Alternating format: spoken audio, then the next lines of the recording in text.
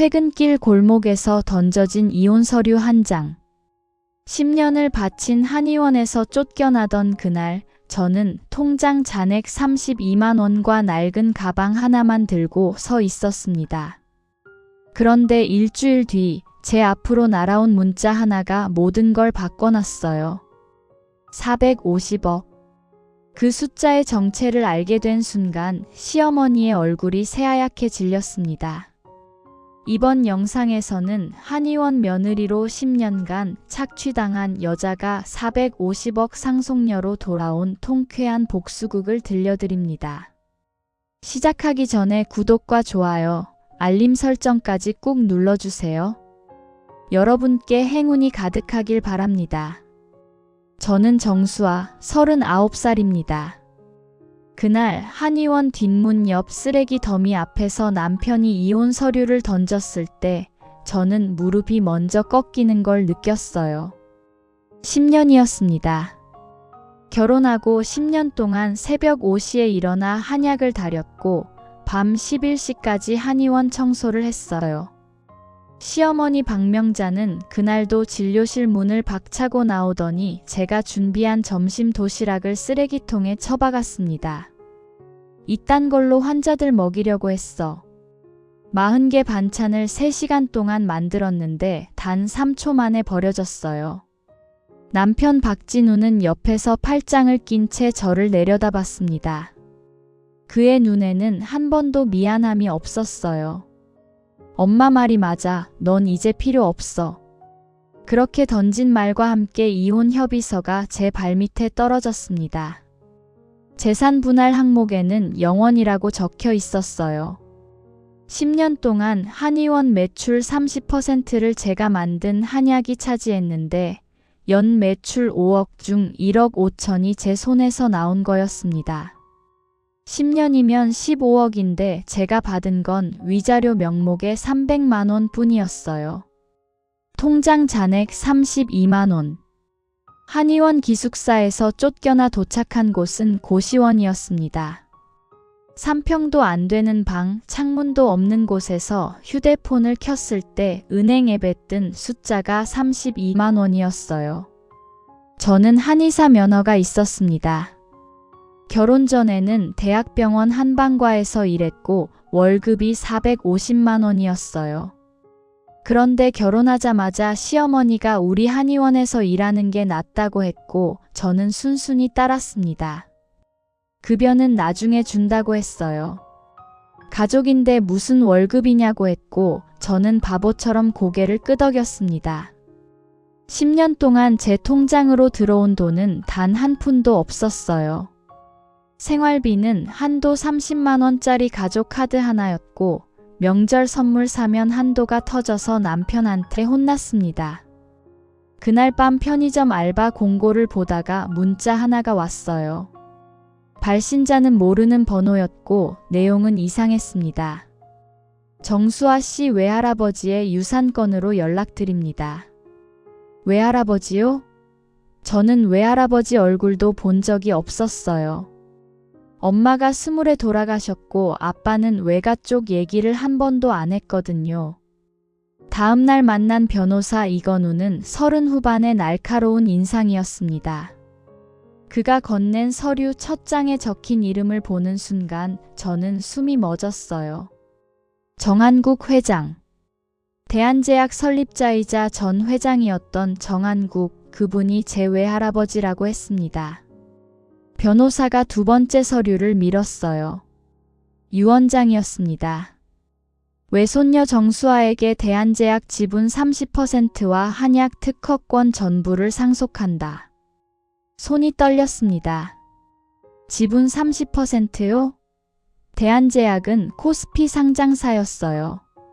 시가총액 1조 5천억 규모의 회사에서 30%면 4,500억이었습니다. 변호사가 세 번째 서류를 꺼냈는데 오래된 사진이었어요. 젊은 남자가 한복을 입은 여학생 옆에 서 있었고 뒤에 한의원 간판이 보였습니다. 청송당 한의원. 이게 뭐죠? 제가 물었고 변호사가 차분하게 대답했습니다.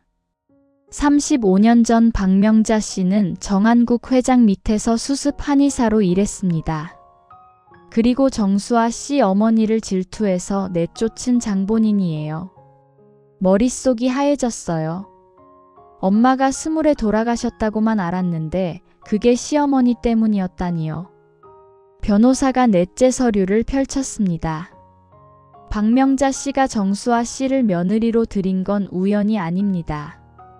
감시하기 위해서였어요. 정 회장님이 유산을 남길까 봐 두려웠던 겁니다. 저는 그날부터 낮에는 편의점 알바를 하고 밤에는 변호사와 계획을 짰습니다. 첫 번째 타깃은 한의원 탈세였어요.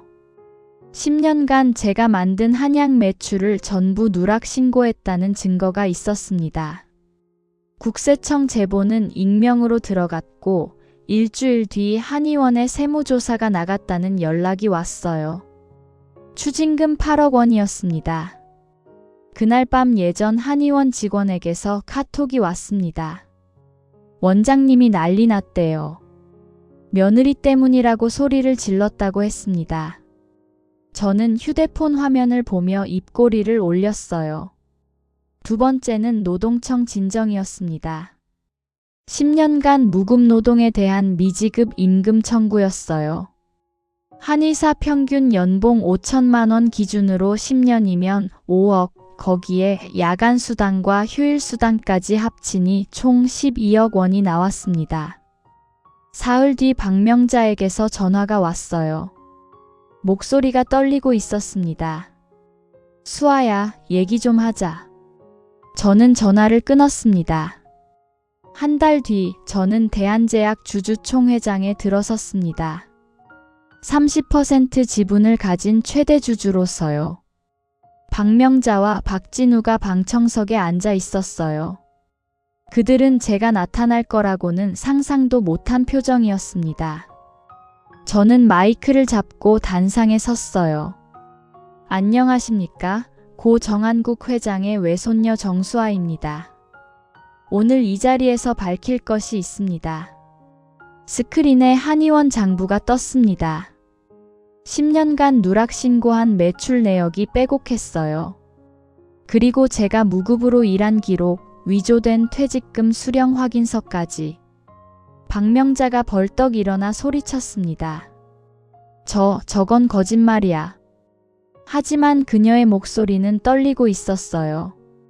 저는 다음 화면을 넘겼습니다. 35년 전 제 어머니를 내쫓을 때 조작한 진료 기록이었어요. 박명자 씨는 제 어머니가 의료사고를 냈다고 허위 신고했습니다. 그 충격으로 어머니는 1년 뒤 돌아가셨고요. 총회장이 술렁거렸고 기자들이 카메라를 들었습니다. 저는 마지막 서류를 펼쳤어요. 그래서 오늘 이 자리에서 박명자 씨를 업무상 횡령, 근로기준법 위반, 문서위조 혐의로 고소합니다. 입구에서 경찰 4명이 들어왔어요. 박명자의 얼굴이 새하얗게 질렸습니다. 1년 후 대한제약 신사옥 앞에는 오늘도 출근하는 직원들로 붐볐습니다. 저는 회장실 창가에 서서 아래를 내려다봤어요. 박명자는 징역 4년을 선고받았고 박진우는 공범으로 집행유예 2년을 받았습니다. 한의원은 폐업했고 재산은 전부 압류됐어요. 저는 더 이상 그들에 대해 생각하지 않습니다. 미움도 분노도 아닌 그저 무관심만 남았어요. 책상 위에는 새로 개발한 한약 샘플이 놓여 있었습니다. 외할아버지가 평생 연구하셨던 처방전을 완성한 거예요. 이번 달 출시되면 많은 환자들에게 도움이 될 겁니다. 문이 열리며 비서가 들어왔습니다. 회장님, 오늘 오후 장학재단 이사회가 있습니다. 저는 고개를 끄덕였어요. 외할아버지 이름으로 만든 장학재단에서는 매년 100명의 한의대생에게 장학금을 줍니다. 복수는 끝났지만 제 삶은 이제 시작입니다. 10년 동안 쓰레기 더미 옆에서 무릎 꿇었던 제가 이제는 누군가에게 손을 내미는 사람이 됐어요. 바닥을 쳐봤기에 알아요. 진짜 강한 사람은 복수하는 사람이 아니라 다시 일어서서 다른 일을 일으켜 세우는 사람이라는 걸요. 긴 이야기 끝까지 들어주셔서 감사합니다. 구독과 좋아요를 꾹 눌러주시고 알림 설정까지 해주세요.